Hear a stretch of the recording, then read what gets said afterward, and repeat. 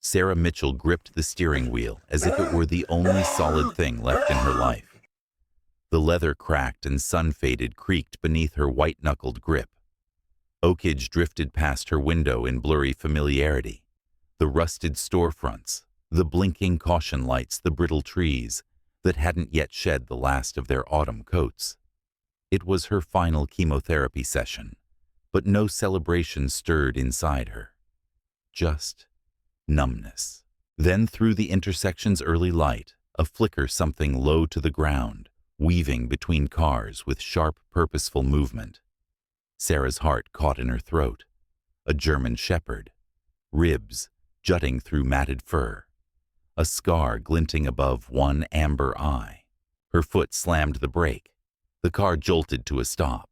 The dog froze mid-crosswalk and looked at her, looked into her. Time disintegrated. 2 years collapsed in that stare. The screams of that final night returned with a vengeance. Jason's voice slurred with whiskey rage, rising like a tide. "You care more about that damn dog than me." Max's body pressing between them, silent but defiant. A leash snapped from the wall. A slammed door. Tail lights swallowed by rain. And her Max gone. Now here impossibly stood a ghost made flesh. Thin, weather-worn, changed, but not broken. The recognition in his eyes wasn't just imagined, it was real. Real enough to steal the breath from her lungs. Sarah's hand trembled toward the door handle, but the light changed. Horns blared. The moment shattered. The German shepherd turned and vanished into the alleyway like smoke. She didn't chase. Couldn't. Her body wouldn't move. Only her heart now galloping, and her soul clawing out of despair, with a single whisper. "He's alive!" She didn't remember driving the rest of the way. Didn't remember the nurse's sympathetic smile, or the IV slipping into her arm. Her mind lived somewhere else now, in that split second of amber eyes through the windshield. The weight of hope was heavier than despair. By the time she was home, the numbness had burned off, replaced by frantic purpose. She dug through drawers with shaking hands. The last photo of Max, him sitting straight, ears alert, his bronze service tag glinting. She ran her fingers over the image like she could reach into it and pull him out. The silence in the house thundered. The space by the fireplace where Max's bed once lay was bare. She had cleaned it months ago, pretending it didn't hurt. The stainless steel bowls were boxed up. She unboxed them now, one by one, restored them to their rightful places. That night, sleep didn't come. She sat on the edge of her bed, fingers wrapped around Max's favorite stuffed duck, a ragged toy missing an eye, but still holding his scent like a sacred memory. The nightmares returned when she did finally close her eyes. Sandstorms, screams, a door slamming shut again and again. She woke drenched in sweat, gasping, the absence beside her more suffocating than the tumor in her brain. Max had been more than a dog. He had been her compass. The one thing that calmed her hands when they shook. The one who grounded her when crowds swelled too loud too fast. He knew her panic before she did, would press his body into hers until the shaking passed. No medication ever worked like Max did, and Jason had known that. The betrayal was a second wound, deeper than war, deeper than cancer. And now, somehow, impossibly, she had a second chance. She whispered it aloud to the empty room. "I'm going to find you, Max." It wasn't a wish. It was a vow. The search began again, not with desperation this time, but with structure. Sarah mapped the town with the precision of a soldier. She marked potential sighting zones, printed new flyers with Max's photo, and returned to the underpass, where the homeless encampment gathered. A place she'd visited before, but now with new eyes. That's where she met Bobby. Vietnam vet, worn jacket, faded eyes. He approached slowly, respectful of her guarded posture. "You, the lady with the shepherd." Her breath hitched. "You've seen him." "Not close, but yeah. Down by the old rail yard. Big one. Stays back, doesn't let people near. But he looks out for the strays. Smart. Military smart." Sarah handed him a water bottle. Bobby took it with a nod of silent thanks. "Scar above the eye," he added. Her heart twisted. That scar wasn't there when Max was taken. It meant he had suffered, fought, survived. "Can you show me where?" 3 days later, she stood beside Bobby in Officer Wilson's office. Bobby's words were precise, respectful, but Wilson remained skeptical, his gaze drifting to the frayed edges of Bobby's coat, the trembling of his hands. "I know what I saw," Bobby said firmly. "That dog walks like he's got purpose. Not just surviving, leading." Sarah thanked him outside the station, slipping him $20 she couldn't afford to spare. "I believe you," she said, and the way Bobby's face softened, like the belief itself, was more valuable than the money, reminded her that not all losses are permanent. That evening, Sarah skipped her chemotherapy appointment. Instead, she walked the edge of the rail yard with Max's blanket in one hand, flashlight in the other. The land was quiet, the old train cars rusting under stars. She found paw prints, a hollow beneath an overturned cart, empty dog food cans arranged like offerings. He had been here. She could feel it in her marrow.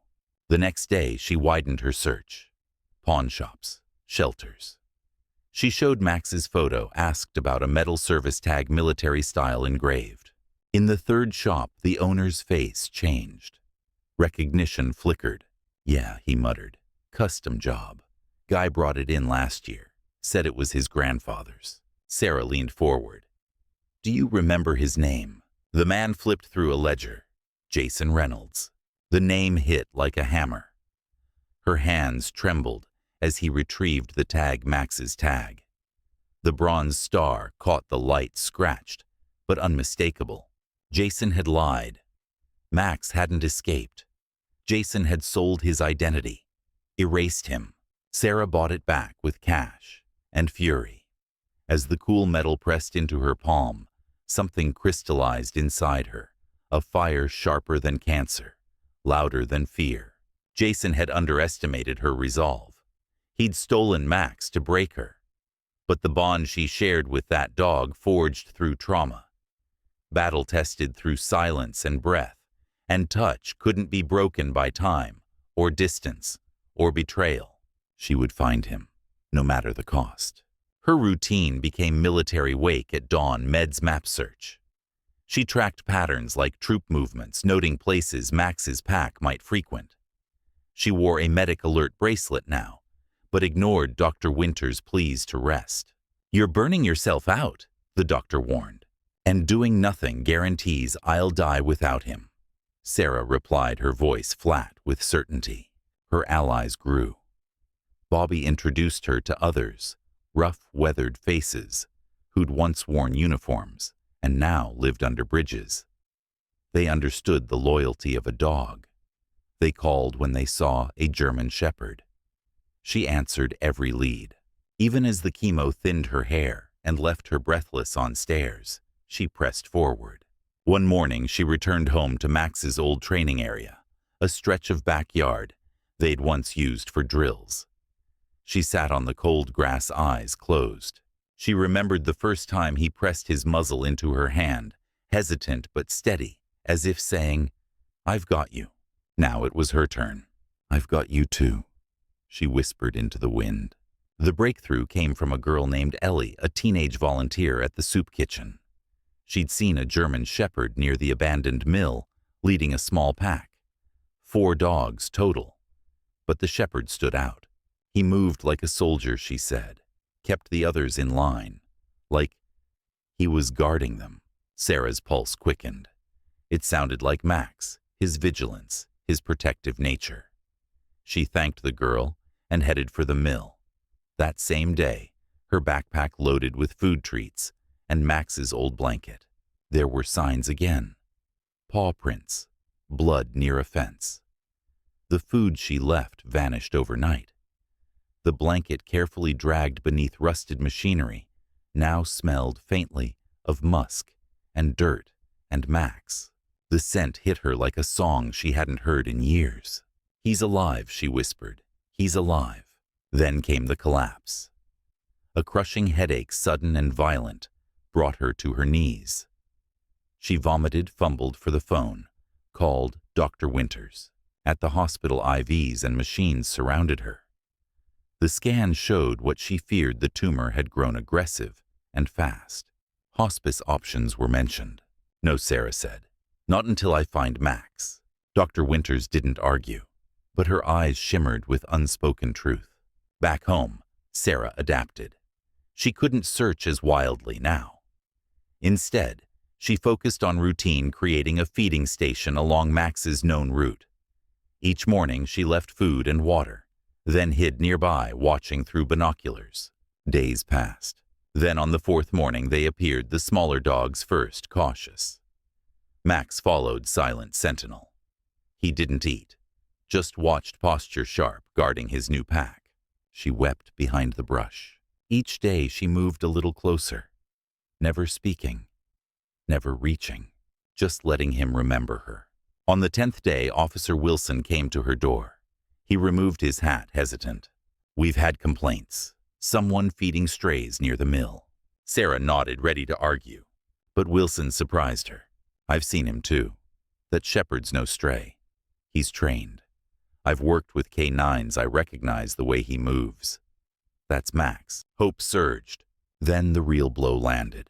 "Jason Reynolds is back in town," Wilson said quietly. Sarah's stomach turned to ice. Sarah's breath caught. Jason's return wasn't coincidence. She felt it like a storm before it breaks. "He's been asking about you," Wilson added, voice cautious. The threat wasn't physical. It was psychological.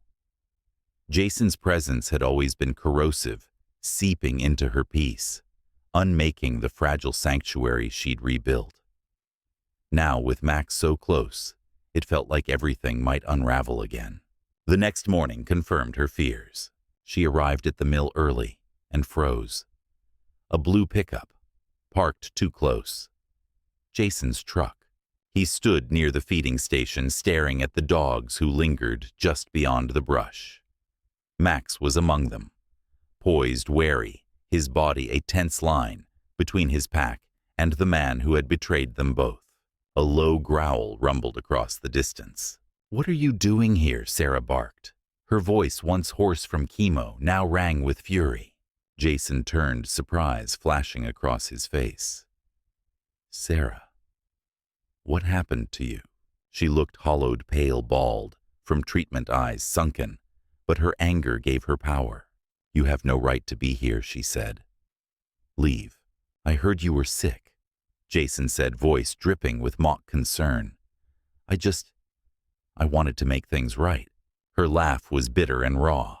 "By finding the dog, you left to die too late."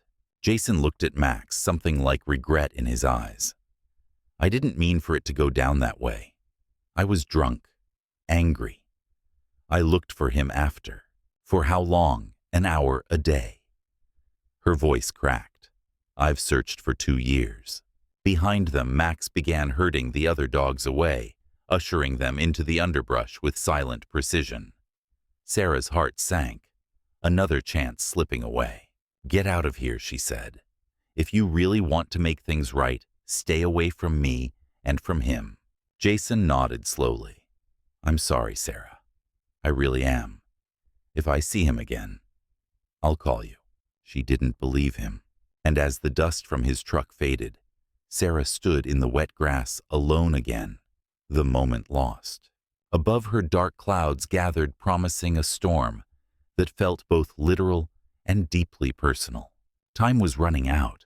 The storm broke just after midnight, a violent deluge hammering Sarah's windows as she sat in silence, watching water streak the glass like veins. She couldn't stop thinking about Max, exposed and vulnerable somewhere out there.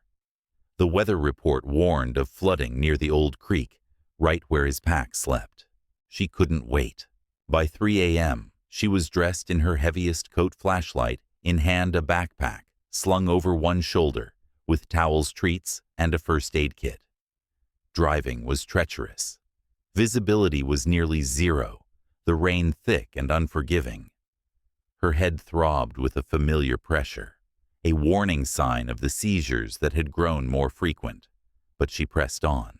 The feeding station was gone, washed away in the rising creek. Water swirled violently through the area that had once been dry. "Max," she screamed, the word torn from her throat. "Max, where are you?" Then a high-pitched whine. She turned the beam of her flashlight and saw it, the small terrier Bobby had described, stranded on a concrete platform, water lapping inches from its paws. She splashed toward it, murmuring soft reassurances, reaching out slowly. And that's when he came, a blur from the shadows, powerful growling fur, soaked and rigid with warning. The German Shepherd. Max, thinner, scarred, eyes wild, but unmistakable. She froze. "Max," she whispered, lowering herself into the water. "It's me. It's Sarah." He growled, unsure, flanked by 2 more dogs who formed a loose protective wall around the terrier. Sarah stayed perfectly still, letting the flashlight illuminate her face. "You remember me?" she whispered. Max's ears twitched. His growl faded. He stepped forward, sniffed the air. Recognition flickered like a spark in his eyes. Then thunder cracked overhead and Max flinched. The water surged again. "We have to go," she urged, reaching toward the terrier. But Max moved between them, guarding. "Okay," Sarah said softly, heart racing. "You lead." So he did. Max nudged the terrier to safety, his pack forming around Sarah.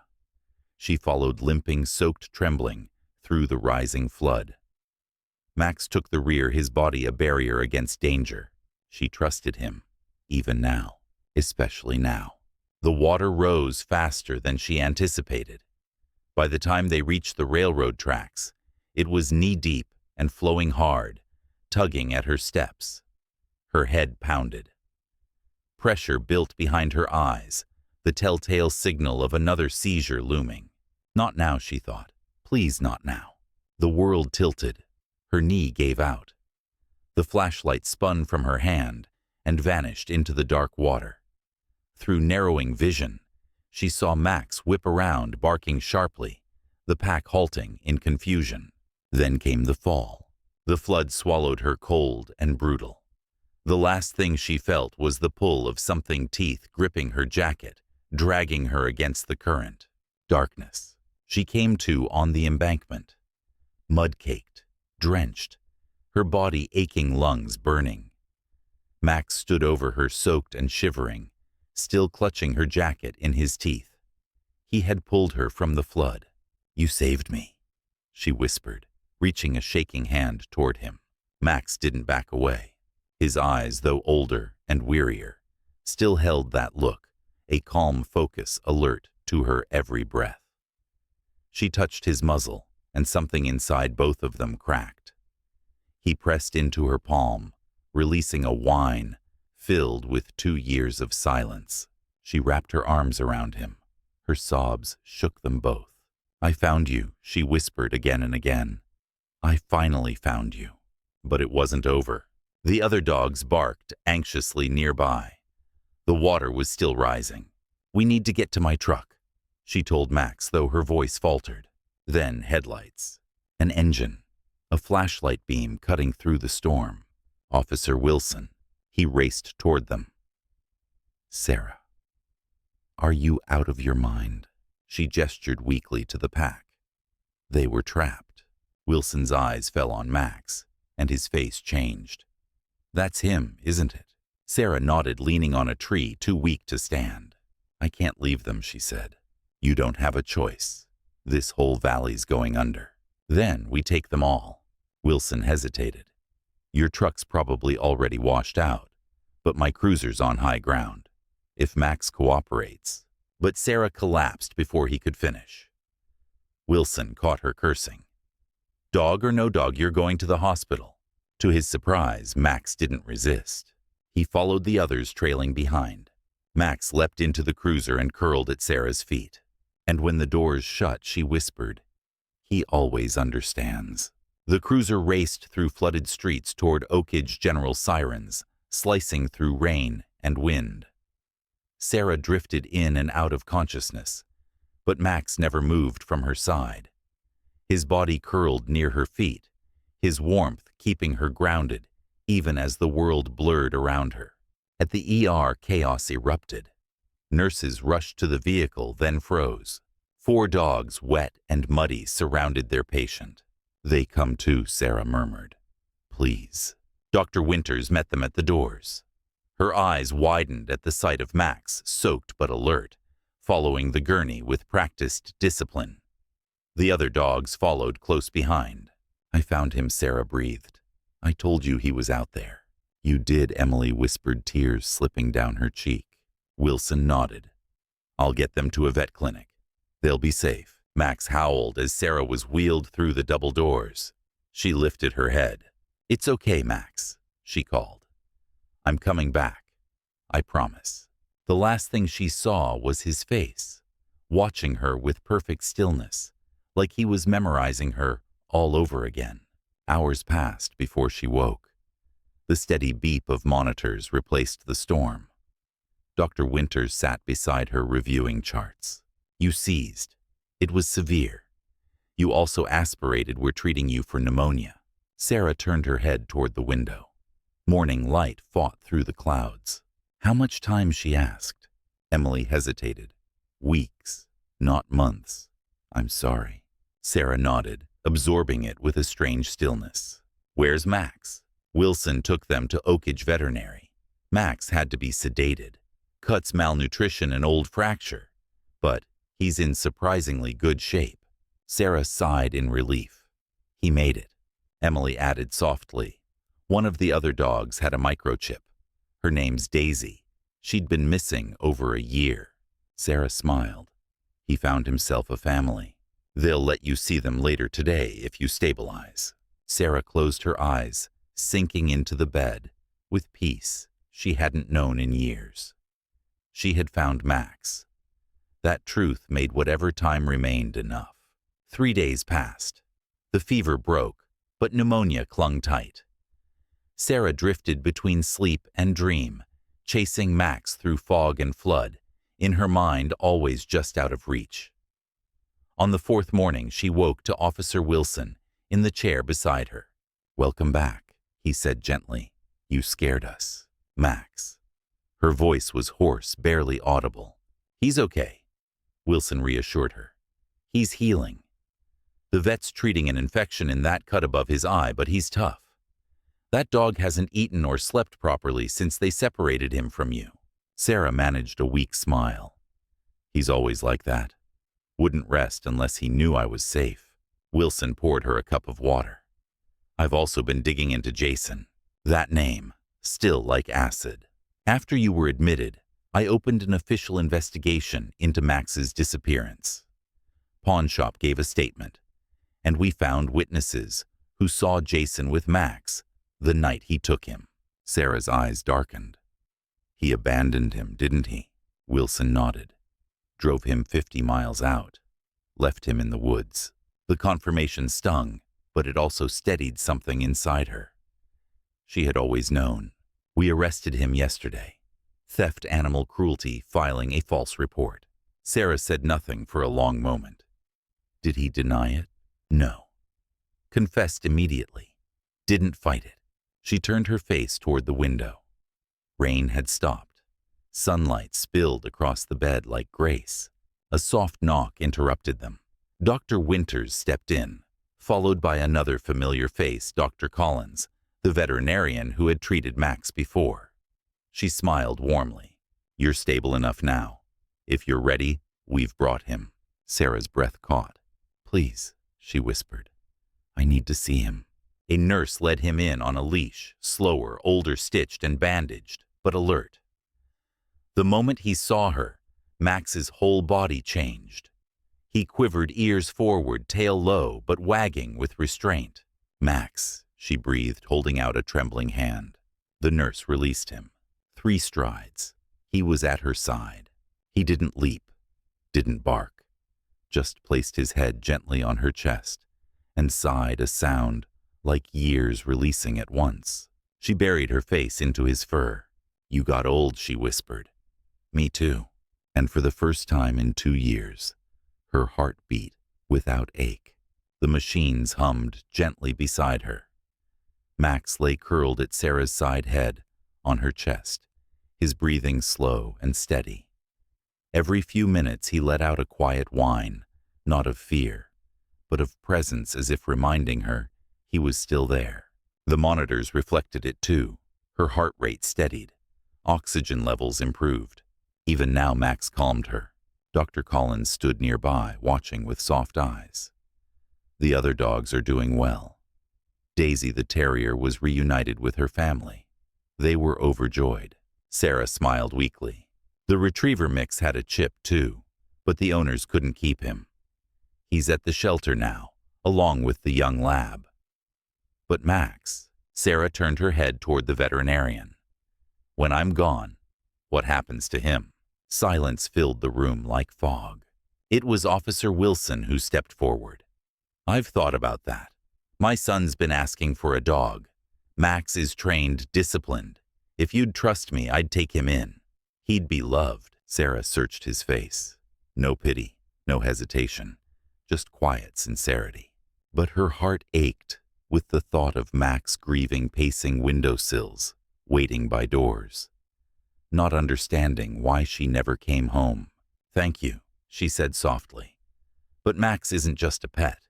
He needs purpose. He was trained to help, to serve." She ran her fingers gently down the ridge of his skull. The scars there, now part of his story. "There's a program at the VA. They place service dogs whose handlers pass, retrain them for new veterans. Max could help someone like me, someone just coming home." Dr. Winters frowned. "That program takes time, evaluations, and your condition." "I know," Sarah interrupted. "That's why I need to make arrangements now, while I still can." Max shifted against her, nuzzling her side as if sensing the weight of her words. "He was there when I couldn't breathe, when I couldn't walk into a store or sleep through the night. He gave me back my life." She looked at Wilson. "Now I want to make sure he gives someone else theirs." The following day, arrangements began. Wilson made calls to the VA. Dr. Collins prepared Max's updated medical files. Sarah, propped up by pillows, signed paperwork with trembling hands. Each signature was a farewell. Max sensed the shift. He rarely left her side now, only stepping away when nurses came in with needles or machines. The moment they left, he'd return, pressing close, his nose tucked beneath her hand, as if anchoring them both to the moment. Sometimes she whispered stories to him, memories of their early training, quiet nights under desert skies, the way he used to tug at her sleeve when nightmares began. He didn't understand every word, but he understood her voice, and that was enough. On her final morning, the hospital room was quiet. The air smelled of antiseptic and soft rain outside. Dr. Winters stood at the foot of the bed, Wilson at her side. Max lay curled beside Sarah, his breathing deep and rhythmic. "You ready?" Emily asked softly. Sarah nodded. "More than I ever thought I'd be." She looked down at Max. His muzzle was flecked with gray now. His scars faded but permanent, just like hers.